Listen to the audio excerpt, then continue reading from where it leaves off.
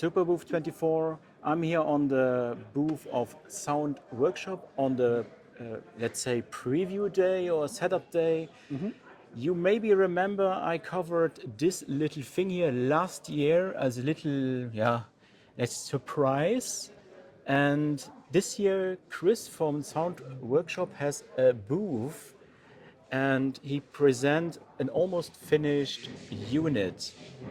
Yeah. So how are you, Chris? Okay. Hi, Tom. Really nice to talk to you again. You got the scoop on this last year, so I'm glad to give you the first interview this year. This is my synth Wigler. It's an expressive monosynth, and I'll just play a little bit so you can hear what it sounds like. So the purpose of Wigler is to give you that feeling of playing an expressive synthesizer in an all-in-one package with the kind of feeling of a monosynth, like a mini Moog or a microchord. So it has two dimensions of expressiveness. You can press and you can wiggle. And the presses and wiggles are routed around the synth with hard-coded attenuverters. And the notes are laid out like an old flute, so it's diatonic. Right now it's set to a major scale. And I can change the scale here. So that was major, here's a minor scale. And here's a harmonic minor.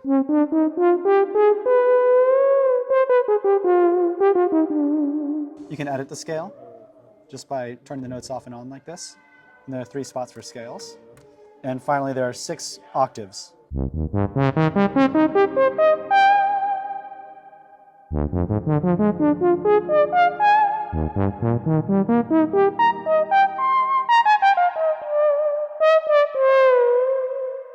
So compared to last year, there was a lot of development, I see. Yes. So the biggest, I got a better case. The mechanism inside is called a flexure. It has these 2 arms that can wiggle, and you can press down. So I've done a lot of work on the flexure to make sure that it won't crack. So it's designed for 10 million wiggles at room temperature. And if it does crack, it's also designed to be easy to replace. The other improvement I made is on the ergonomics. These are just some prints I have that showed kind of the evolution of the ergonomics.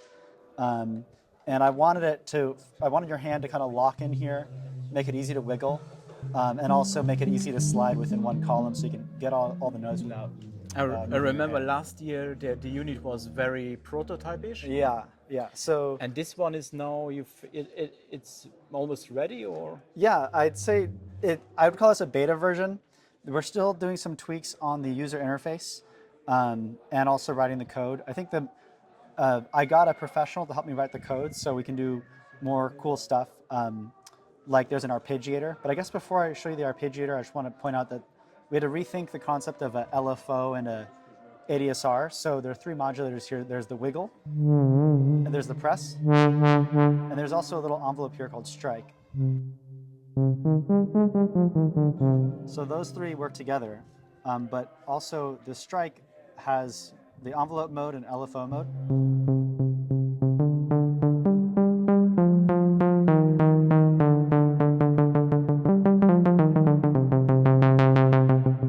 And if I flip it into this mode, the strike also becomes an arpeggiator, and every time the strike re-triggers, it grabs a new note. And you can use the force you apply to modulate the speed of the strike.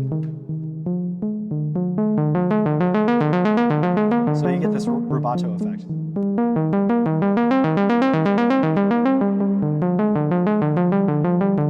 And you can also do multiple octaves. So I can touch a few octaves here, and now they'll all be included in the ARP.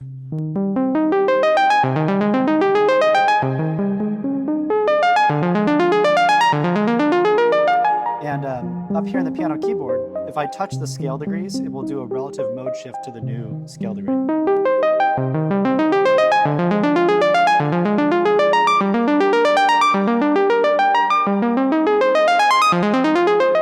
Is all this action only on the synth, only available on the synthesis side, or can it also transmit MIDI? Oh yeah. So my mental model for Wigler is that it's half all-in-one. It's half synthesizer, half controller. So on the back, we're going to have unlabeled, but for now, but you know, all the outputs that you could want. So these 5 will be like analog CV outs.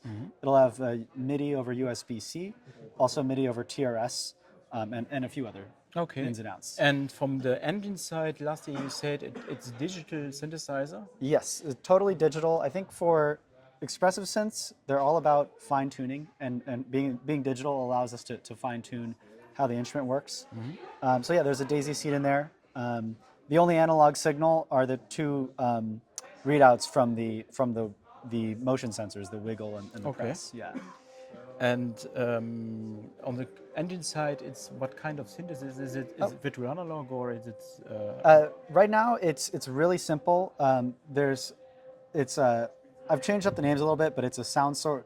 It's just a sawtooth oscillator with let me turn off the ARP. Sawtooth oscillator by default, but you can change the waveform into different wave shapes. It's like squares and pulses. There's a white noise crossfade, low pass filter. So everything you've been listening to so far is just a sawtooth going into a low pass filter, and the filter is being opened with the amount of force I apply. There's also a distortion and a reverb. Yeah.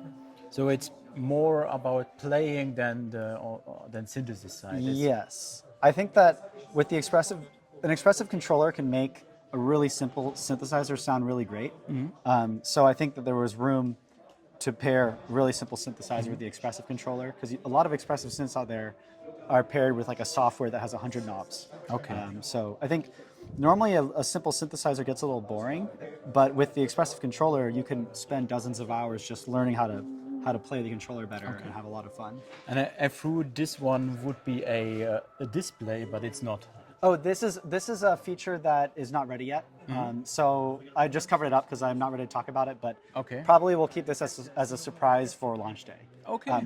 But actually, yeah, there's going to be no display. That was a rule that I made up for myself. And can you save patches? No, it's always. Yeah. I really wanted it to always be the knobs to always be trustworthy. So it's knob per function, and there's no patch saving. You know, the knob settings are always true. But I think that it works when you have a really simple synth like this. There's only about 15 knobs, so it's pretty easy to find the init patch.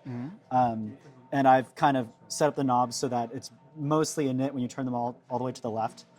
And then I just turn the filter up to the baseline, add a little force modulation, add a little envelope, add a little wiggle, add a little reverb. So that's my trumpet patch. Yeah.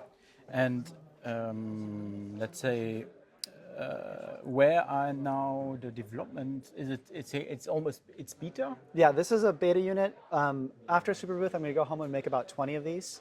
About 10 I'll give away to musicians to start using it and learning. I want to learn from musicians how they use it. So the unit will be exactly like this. It's not yet, the finish is done. This is the beta design, which will go out to beta testers. Before we go to sell it, there might be some small changes to the user interface. And so yeah, I think beta will be June, July, August, September. Best case scenario, the production unit is available in November. But I am doing as a fundraising program, I am going to sell a small number of beta units for an unreasonable price to people with extra funds who want to help support the project. So if you go to my website, soundwork.shop,